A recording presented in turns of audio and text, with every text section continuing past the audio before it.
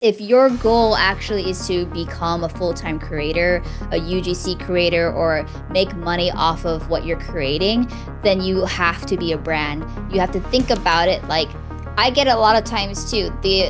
I have one soundbite from my interview with Sung Kang about his love for the Toyota Sienna minivan that is going viral. It's hit over 10 million views, but people are taking my videos, covering my watermark, and sharing it as their own. So this is a whole bunch, like so much has had to be involved. I had to reach out individually and have them take it down. But I knew that something like that would happen. So for me, I made sure that I cut angles that had the Nikki Sun show in the back.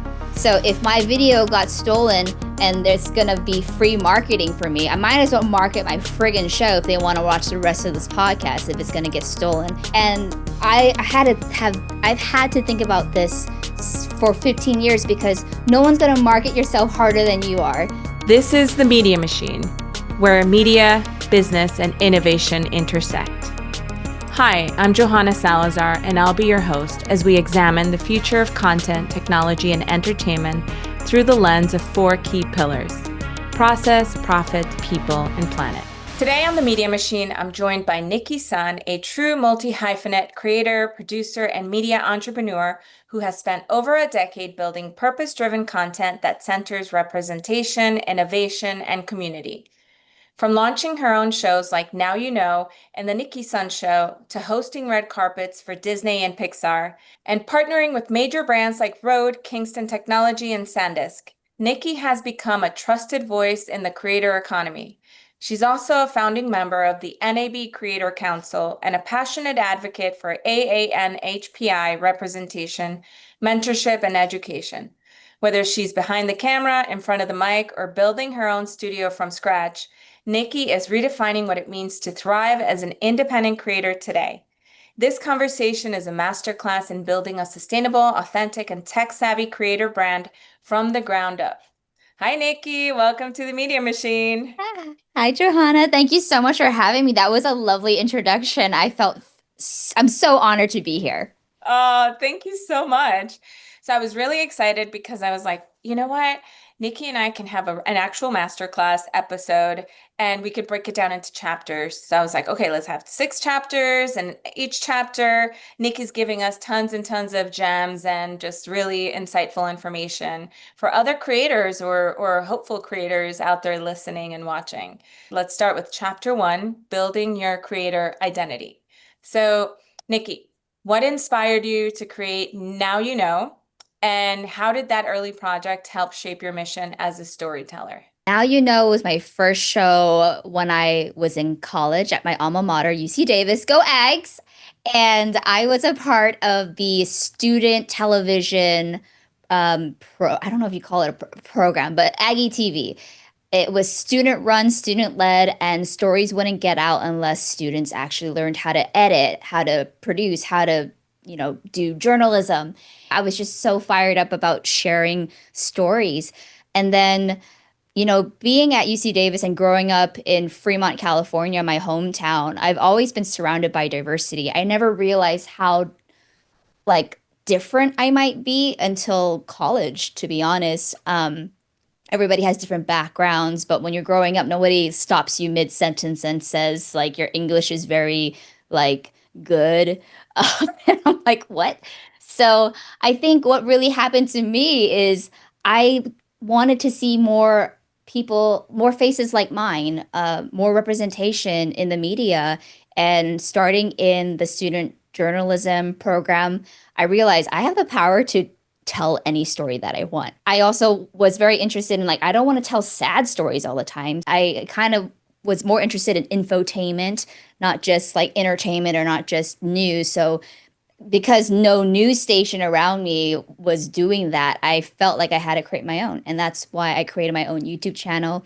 I went from interviewing folks on the UC Davis student television station and realized I'd like to tell your story in a longer form. And a lot of folks that I asked, because no one's ever asked them before, said yes. So I think the biggest thing for me is realizing when you do come out and you serve marginalized communities or underrepresented voices, Mm. chances are most people will say yes because, wow, no one's gave a ish about me before. No one's believed in my story before. Somehow this person has asked me, can I be interviewed? And I want to share my story. So I think that's how it all started is I am a very curious person and I like to get things done. I also focused on indie musicians at the time. Indie musicians at the time, such as Tori Kelly, who is huge. I think I even interviewed Bruno Mars. Miguel was a big one. He was known as Miguel Jontel back then. And then even like the OGs of YouTube, right? We're talking Wong Fu Production, Far East Movement, Ryan Higa, Kev Jumba, um, all of the folks. So I go really back when it comes to the OGs of YouTube, because this was back in a time when YouTube just kind of started. And in order to see ourselves represented on screen, that's why a lot of Asian Americans found themselves flocking to YouTube because we didn't see ourselves in mainstream media. So Mm. we had to create our own content. And we didn't want anybody telling us how we wanted to be stereotyped or represented because Mm. mainstream media was painting Asians with horrible stereotypes. And this is way before, even Crazy Rich Asians or Fresh Off the Boat or Everything Everywhere All at Once. This is like I'm talking like 10, 15 years ago when like even having an Asian face in mainstream media and entertainment was so rare. Um, that's why I started Now You Know. How would you say your like creator identity has evolved through time from being behind the camera, in front of the camera, on a red carpet, traditional, non-traditional, in this new era? How have Yeah. you, yeah, tell us about the growth of your identity, creator identity. Thank you for giving me space for that because I think a lot of people forget that, YouTube is one thing, but before 2025, like the word creator wasn't even what we did. Like nowadays, everybody's being termed creator, content creator, influencer. That's a word I actually don't like when people call me an influencer. But I'm like, I guess that's what I was doing. But in my mind back then, I was like, I'm creating something. Anybody who's creating some sort of art, self-expression, something that they're passionate about, like was a creator to me, like artists, musician, athletes. I mean, in a way, you're all creating something. So to be kind of just grouped under this like broad term of creator these days is very interesting. I have gone into the traditional and non-traditional route. So the non-traditional being like the YouTube, social media, which wasn't even a term that was invented back when I started. But the traditional forms of media, I wanted to be able to bridge gaps. I've been in very, very male dominated spaces. And for me, it's just like, how do I get our ideas, our thoughts, like how do we relate and resonate with one another because we are so much more in common than different. And how do we communicate that? How do I bridge the gap? Traditionally wise, I mean, I've worked at Mix TV, which was the only Asian American lifestyle music entertainment channel back up in the Bay. I was a producer for that station. I interned at the CW 44 Cable 12. And it's just like I've always wanted to just okay, like I get the professional stuff and I also get the new media stuff. And the cool thing is when you get to work with companies that are so open to your ideas and new ways of integrating, it's really cool. So when I was at Mix TV, because it was Asian American entertainers and it was a 10 million household television station, I knew a lot of the Asians on YouTube who were musicians and artists who wanted to be on TV. So I was like, let me bring this group onto the television station. So for a good solid year, we had a lot of YouTubers that I knew. We brought them onto Mixed TV, which had gave them the sense of, wow, I'm on a television station that my family can see if they turn on the TV across 10 million households. That was such a cool thing. And to be able to present traditional forms of media to non-traditional forms of artists, like I just love that. I just love the synergy of being able to give people and spotlight and uplift like creators in general. So cool. Yeah. I was on camera kind of more recently because growing up, I heard that, you hear things like, oh, we don't see Asians on TV, so you could never be a host. Or I would get comments that I'm not white enough to be on TV. And, there's many times that I wanted to like, the thing is, I would never give up. I would just be like, I'm disheartened, but I'm not going to let that stop me. And I have to thank Mm. my parents for being very supportive because, even in the Asian community, like we were always told you got to be a doctor, lawyer, engineer. And I'm like, I want to be a television host. And I'm like, no one knows how to like address me, or give me the proper training. And I was grateful to have paying jobs that were somewhat in the relevant industry that I could do during the day and then really focus on building my YouTube channel or my media like production company at night. And then in 2018, I kind of just went like, I I've been free. I've been self-employed running my own media business since 2018 and I haven't looked back. So it's just been a wild journey. This I question love takes me all it. around the world. No, that's perfect because now we're going into chapter two, the business behind the content. So you've partnered with major brands, and I want you to name the ones that you wanna name. How did you build those relationships, and what can creators learn from like the way and the process that you've used to build those relationships? I started trying to get sponsorship for my Now You Know show, right? But it's like an interview show that's highly niche. It's Asian American voices specifically, and I didn't know like a database of AA and HPI owned businesses that would have the resources to fund something like what I was trying to do. Because first of all, it's like how do you get people to care? So I did that purely for free, pro bono, just because I had a passion. And then I kind of moved away from it to start a tech channel called Tech Nikki Speaking, which is a play off of my name and the word technically speaking. I started that after going to NAB show in 2018. I was asked to be the MC for the post production world stage. And I was introducing white male speaker after white male speaker. And it wasn't until I had one woman who connected us, Amy DeLuise. She was part of the Gals and Gear panel at the time. And I was like, there's a woman. Oh my God. So after she spoke and after I introduced her, I went up to her, introduced myself, and we just clicked. And we've been working on Gals and Gear and getting more resources for women in the space, in the field. I've been involved in going to shows like NAB Show, Cinegear Expo, IBC, Infocom since then.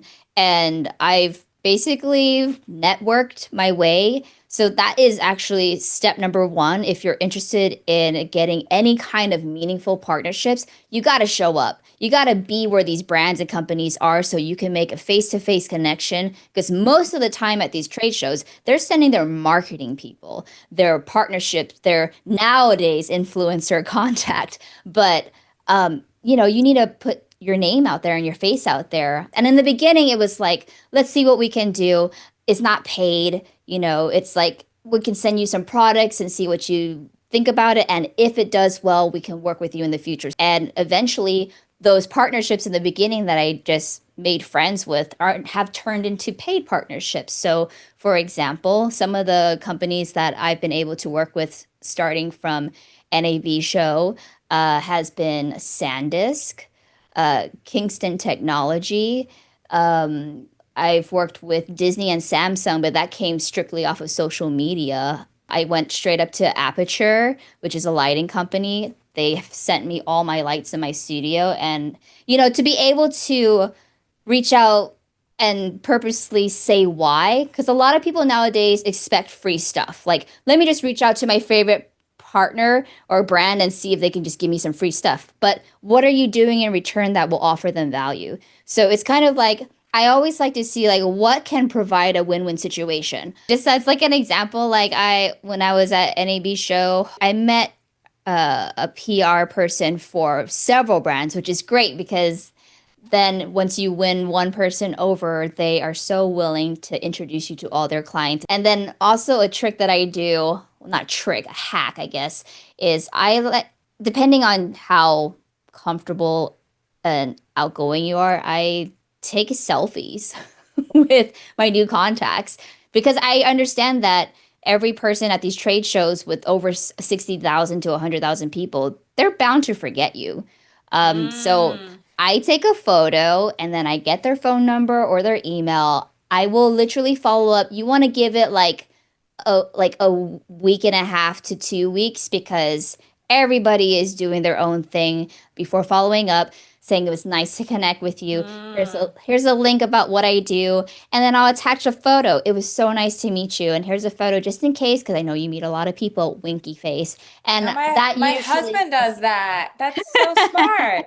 My husband does that, and I always thought it was like, is that like too forward? it just depends. That's why I said it really depends on your personality. Obviously, like if you're not the kind of person that takes photos or whatever and goes around, and I'm just a host as well, so I naturally am usually the one on the microphone and talking. So Yeah. it gives me the opportunity to or excuse to like do that. And you were just speaking about the NAB Council, so well, NAB show. So you're part of Mhm. the NAB Creator Council. What is Yeah. that? What goals do you guys have for this year and beyond? Yeah, so I mean, I've been with NAB since 2018. I started shows, I've hosted on their main stage. I actually moderated a panel with Peloton's Cody Rigsby. I produced a tech show and I interviewed a lot of women in tech because that's also my niche. But after year and year of working with external marketing agencies to directly NAB, there's some leadership changes as well, but I always follow up every year and say, how can I help? How can I create? I can create content for you all. So I've created like some reels for them. I've been, um, I traveled to Red Digital Cinema, to Lightcraft TV, which is a drone company, Chapman Leonard, to fly their dollies and cranes, to do like videos that I can create and shoot for NAB show in collaboration with these groups. So it's really nice to see like reels not only on NAB show's page, but also on Red's page or also on Chapman Leonard's page. And that's how you reach a bigger audience when you collab. Like the power is in collaboration. So after doing all of that, I followed up and, they're like, well, we're starting this new thing and we would love for you to be a founding member because you constantly advocate for a creator and you're a creator yourself because going to NAB show, I mean, they celebrated their 100th year anniversary 2 years ago, so they've been around. And we're talking about, Ari, Black Magic, Adobe, Canon, like all the legacy brands, as we like to call them. But how are they going to target the new generation? And is that something that's okay with everyone? I feel like in this industry, there is a little silent war. I don't know if you've noticed it, but there are a lot of the folks in the legacy brands not sure how to feel about the new generation who can just pick up their phone and record something and get paid for it. They didn't have to go to the film schooling that they did or pay hundreds of thousands of dollars for crazy camera gear and stuff like that. So Mhm. I'm here to step in and bridge the gap. Where it's like I come from both sides. Like I've been in the traditional side. I respect everybody who's paved the way. But also, we have to reach out and welcome this new generation because otherwise, they're just going to leave us in the dust. I just would say, just these past 2 years, NAB show specifically now has a creator economy section, like a whole hall just dedicated to the creator economy sessions, speakers that have to do with, IP, licensing, vertical content, AI tools to help you edit faster when you're a one person band like myself, and just really cater to the creators of that. Mhm. But part of me is also like, well, I want to see more companies knowing that, or maybe we can do like brand trips where we have a group of creators that go around together and we can introduce creators with the partnership manager so you can work directly with brands to create content that's win-win for everybody. Mhm. Um, so I was reached out to be one of the founding members. We're starting with five for now, but we hope to expand it. But we just had our first meeting at NAB show this past year. And we're talking about things like advocacy for creators because there's unions for SAG-AFTRA actors, but what about content creators? You know, Mm-hmm. what does health insurance for content creators look like?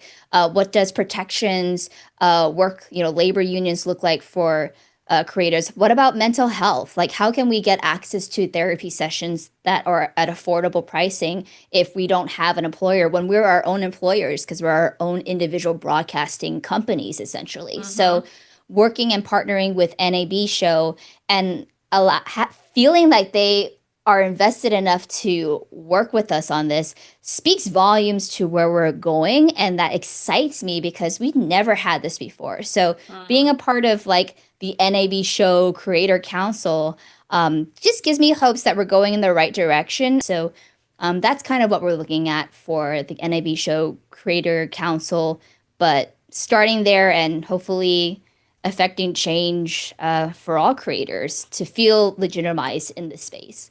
So actually, that leads us to chapter three, advocacy and purpose.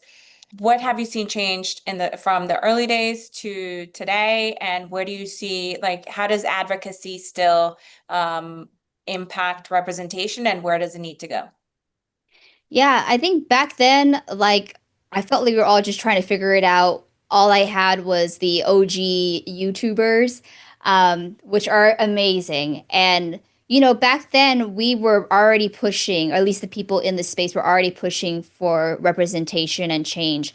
But sometimes just like talking about it in your own families or friends, they're just like, what do you mean we need more Asians on screen? Like, that doesn't make sense. Like, we don't need to fight this fight. I'm like, okay. And then now when Crazy Rich Asian comes out, the same people who said like they didn't want to be involved or it didn't matter are saying like, "Oh my gosh, like this totally matters. This movie changed my life. Why haven't we done this before?" I'm like, "We have been doing this before. You just didn't care back then because I don't know for whatever reason it didn't hit the mainstream media that you desired." But you know, it's also like with advocacy and social justice issues because I started in social justice. And so again, it's that how do you get people who didn't know about this? How do you get them to care Mm-hmm. um, about anything? And media had a lot to do with that, which is why I was so attracted to media. So in terms of where we need to go now, I think we need to just, especially within the Asian community, I'm calling them in. I don't like saying calling out, but I'm calling in my fellow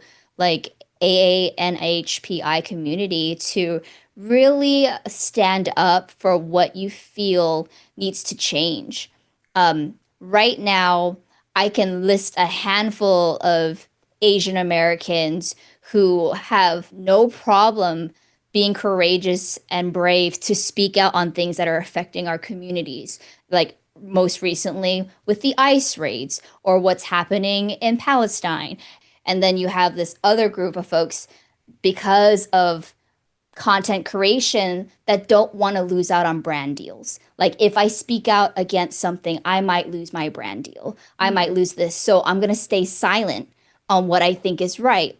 And so right now, specifically in our community, we have content creators calling in other like where are all the Asian creators like not speaking up about this. Like I'm severely disappointed that we can just be so selective of what we speak up for and what we don't speak out for. So I think for us is to realize that we're all in this. It's fighting for collective liberation, not just your own race or ethnicity's liberation. And we do need to speak up. So we can't be selective. I don't like the stereotypes that Asians are silent or we don't care because I deeply care and I'm trying to reach more of the people in our community that do care to create like this change. But more of our community definitely needs to be involved and they need to give a ish. It's essentially what it is when it Yeah. comes to advocacy. Thank you for that. Okay, so now chapter four, innovation and infrastructure. Talk to us a little bit about what tech is needed as a creator and what sort of tools do you use often? How can somebody go into this space and what is that toolkit that they need? Sometimes I wish there was just one tech that does it all, right? But then we'd have like everyone competing for the same things. Some that would help with podcasting, for instance, is Opus Clips. It basically allows you to drop your URL link of your finished 1 hour podcast, and then you give it some time, and then they'll shoot out 25 clips already edited for you of moments where they've worked with the SEO AI algorithms that be to pull sound bites that have a high potential of going viral. Mhm. And it does that within an hour. I mean, depends on if you pay for it, your free plan or your paid plan, but you have the ability to do that, bring in extra stock images, photos that are usable, and also like you can add captions any way that you like.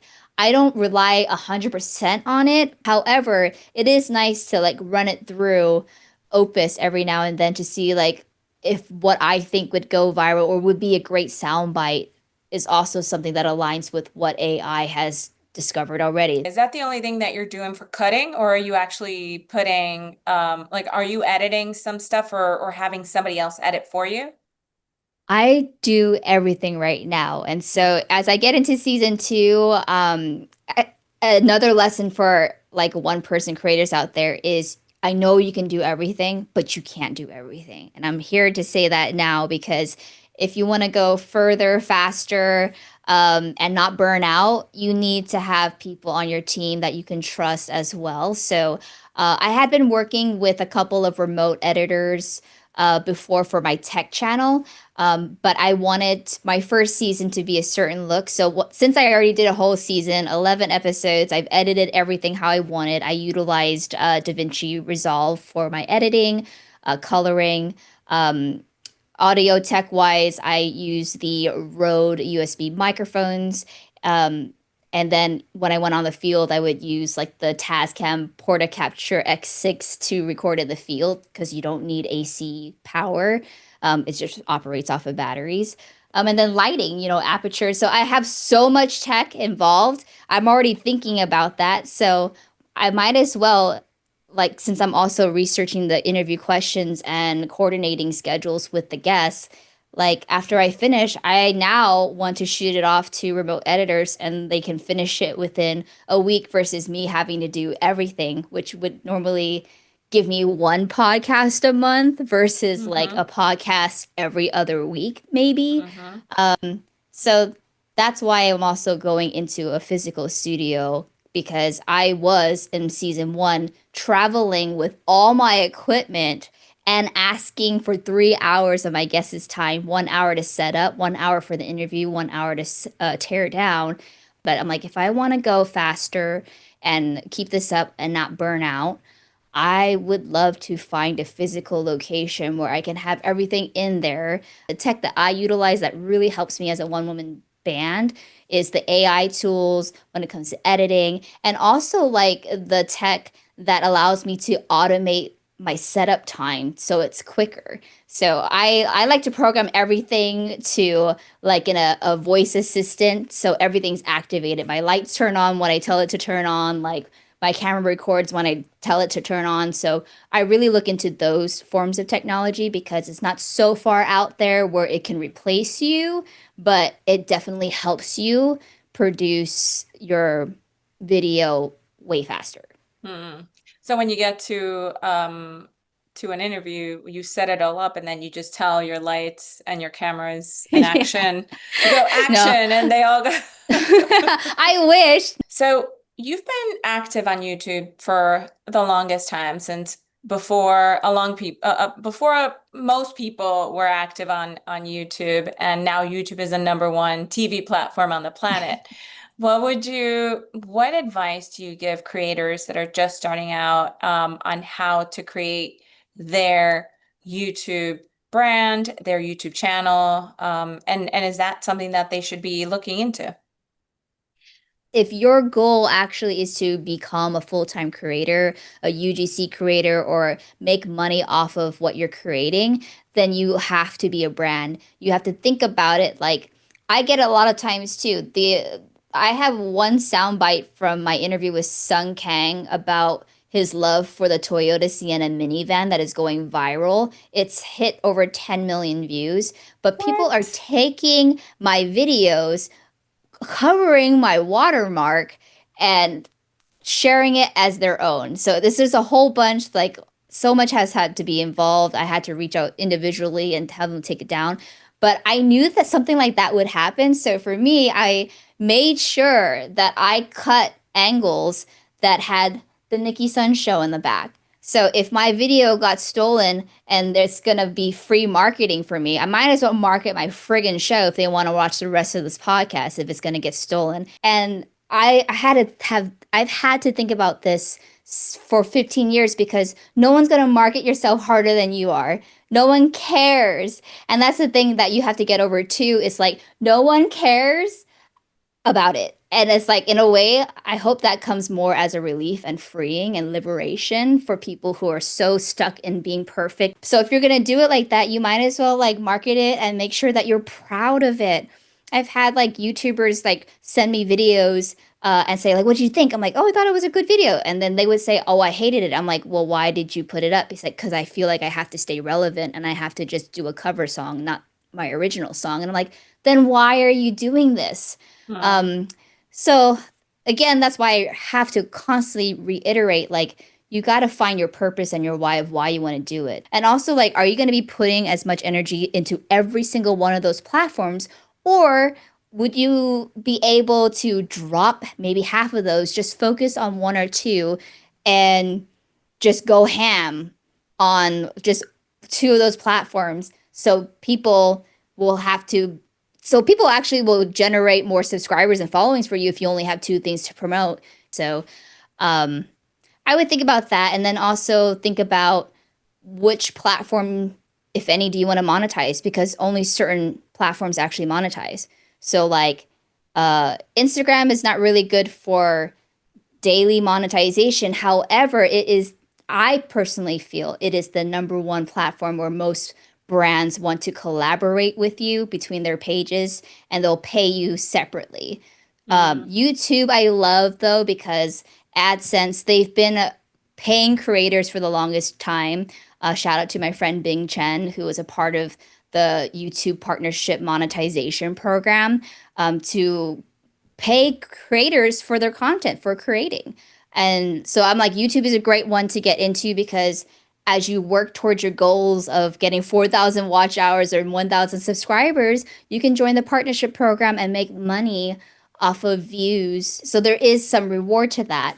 TikTok is great because once you hit 10,000 subscribers, you have the opportunity to create videos over a minute and collect monetization off of that. But you look at other like platforms and not everybody rewards their creators. So deeply think about what your end goal is because if it is Hmm. to get paid in full-time content creation, maybe you don't want to look at all these other platforms. Maybe you might want to look into YouTube because they've been around. As you mentioned, they're like the number one source right now for viewing content and they're still paying creators. It's not a platform that you put all your energy to and then it's like Periscope and it dissolves and it's like, what do I do? What are your platforms, priority platforms? My priority platforms right now are Instagram, YouTube, TikTok. I have a pretty nice following on TikTok, but I haven't used it in the way that I feel like I need to. I feel like TikTok is a space where I can be more real. Instagram has been very like picture perfect, a little fake because everybody's just thinking about their aesthetics of how it looks like on their page. And sometimes if a post says like 5 likes or whatever, they'll delete it. And I don't like that either. So for me, Instagram is more of like a visual business card and a portfolio for me. And that helps because it kind of just helps sells you when other brands come across your page, or if you leave a comment on somebody else and somebody else clicks your name, they see what you do and then they want to work with you. So, I mean, just case in point, I think that's how my gig with Disney and Samsung came about because I posted and I used the hashtags at the time. They say nowadays not to use hashtags, but at the time I was using the hashtag like, representation matters, or Asian American host, or, you know, um, inclusion and diversity. And, I was able to host the world premiere red carpet on behalf of Disney for Turning Red. And that was such a cool moment because I think they saw that over time on all my profiles that I've been covering the Asian American diaspora for the longest time. And Turning Red is the first Pixar Disney movie to be directed by an Asian woman. And the whole cast is voiced by, Asian Americans. So I felt very aligned with me. And I felt like that was one of the reasons why they reached out to me to be their host. And then Yeah. Samsung was cool because I don't know how they found me in a way, but you know, being one of the few women at the time in 2018 to post with camera gear and showing my filming stuff, they were searching for four diverse creators who could film a 3-minute documentary utilizing their phone. And they reached out, and that was like a cool paid opportunity. Got on Pop Sugar and a film festival. And it was like, I didn't do anything, I didn't reach out, but I bet you they saw my portfolio on Instagram. So I would say use Instagram as your visual business portfolio. It's the best way to reach out. Even when you go to trade shows like NAB Show, they always want to ask you for your Instagram. Um, because businesses are on there too. And then YouTube is great because it's long form content, stuff like that. But it's not like you DM businesses on YouTube. Not every brand or business has a YouTube page, but most brands and businesses will have a website. And if you scroll to the bottom, you see where they're connected. And 90% of the time, they have Instagram. So if you want to get into that area where you want to get paid content eventually or have sponsorship paid brand partnerships with, I would invest time in Instagram solely for that DM, one-on-one interaction brand connection. So let's get into chapter 5, scaling and or scaling a creator business. So what are some key maybe experiences or activations or things that you've done that you noticed that really helped you scale, especially when you were more, at your starting point to today? What do you think are those activities that helped you scale? Truly onboarding help.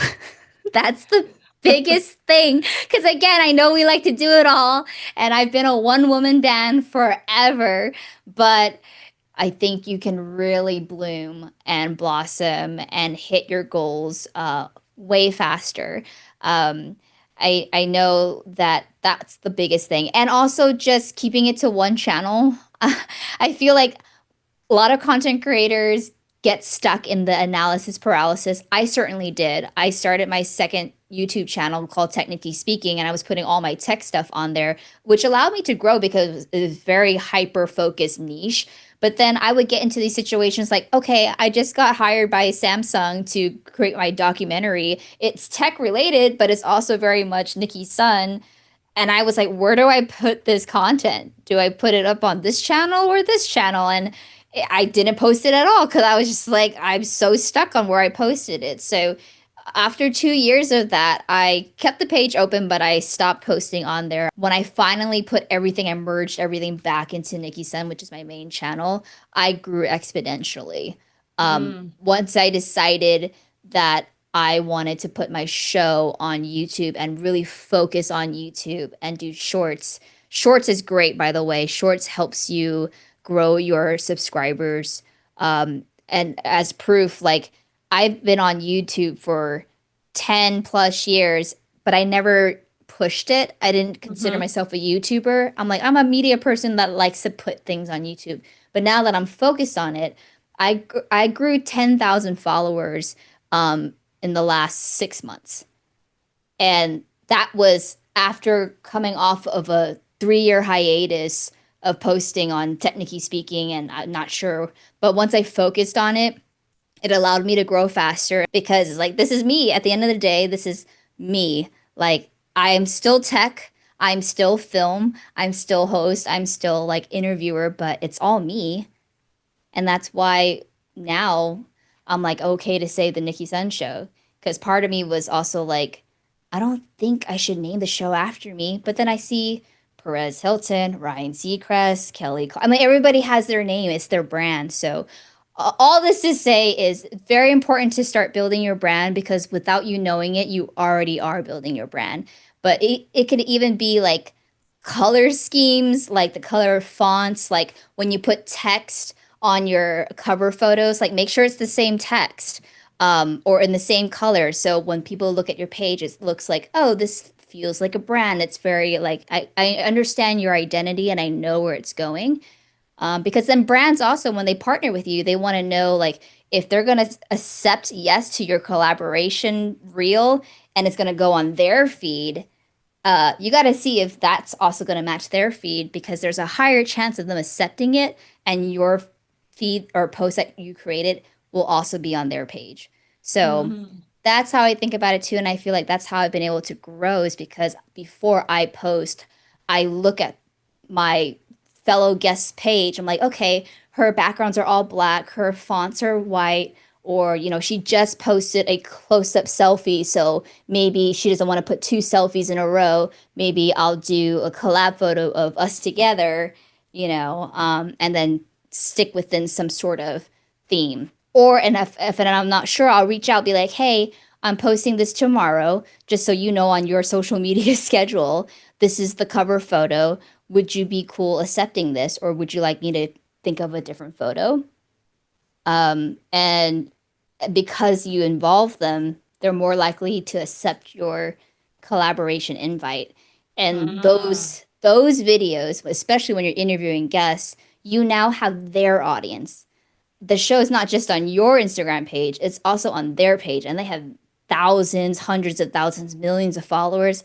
What a blessing if you can get more people to find your show through someone they follow, and then they start following you because they loved how the interview went and they want to see all your other interviews. Because if this guest was cool, whoa, she must have really cool guests because they got that person. So I think that's just how it works, but branding works in that way too because if you're gonna be seen on everybody else's page, they want to know, oh, this is from the Nikki Sun Show. Just with like the content that gets stolen from my page, it says the Nikki Sun Show in the back. So if it does get stolen, you still have some identity of where to find me. Nice. And chapter six, finally, I'm very selfish here, podcasting. What has been your evolution in the podcasting world, and what tell us about your experience in the podcasting space, and what can we take away from that those lessons that you learned? Yeah. So just briefly, I thought what I was doing was a talk show from the beginning. Apparently, it's called podcasting now. So I guess what I'm doing is a video podcast, is how I like to say it. Because podcast to me is like audio forward. That's why I have to add video.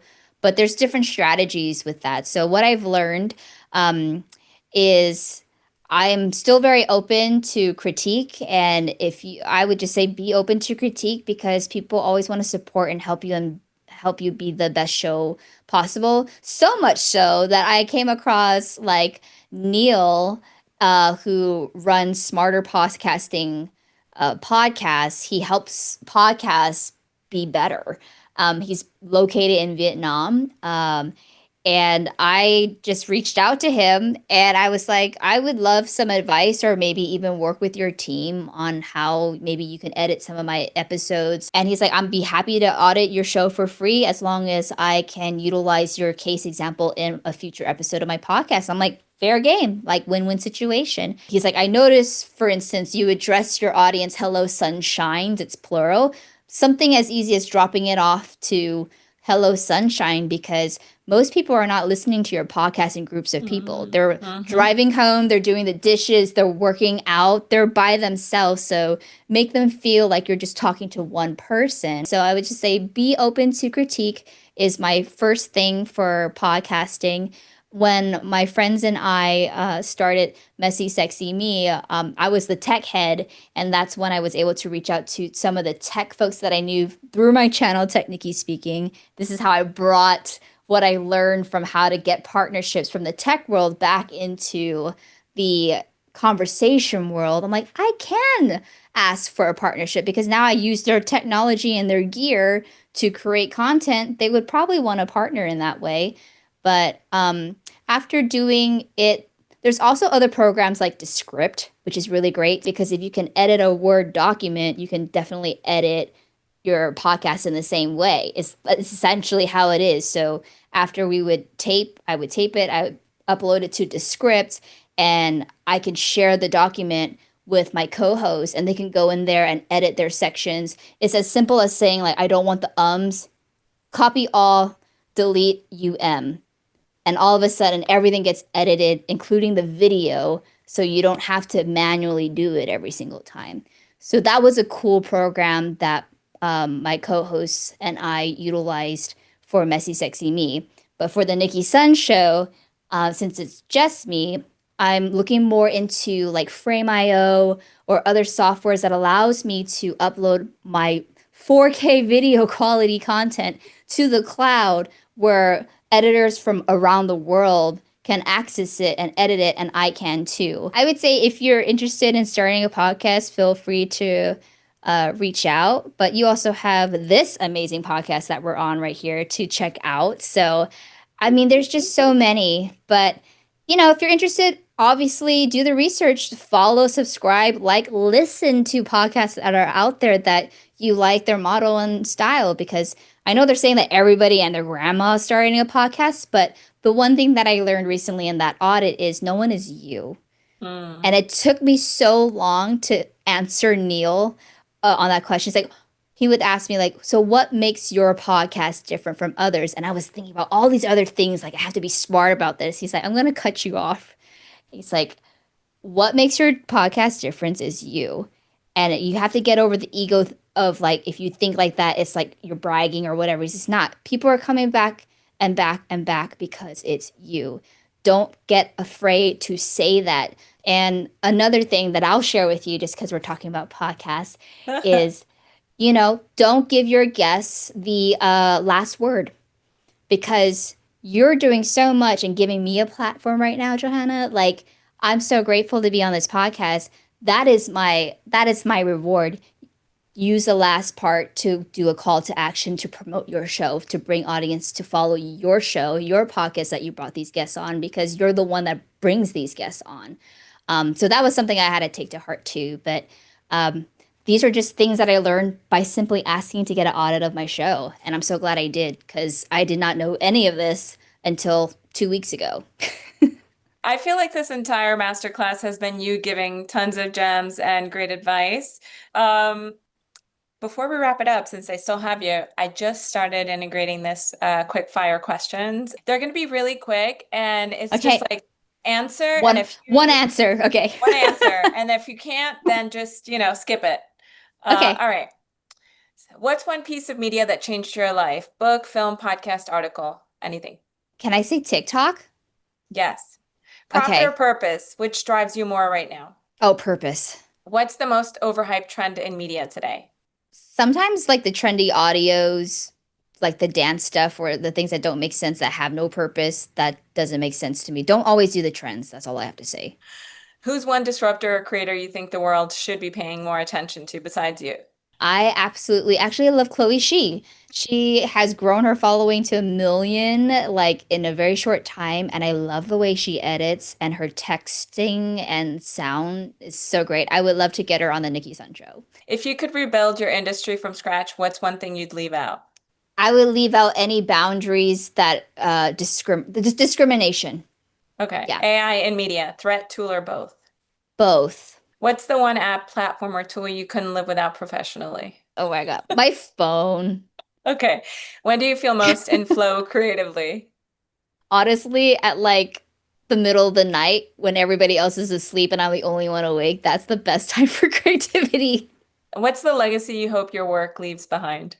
I hope it encourages people to tell their own story in their own way. Where can our listeners, viewers find you? And then I'm going to plug myself according to your Okay, good. advice.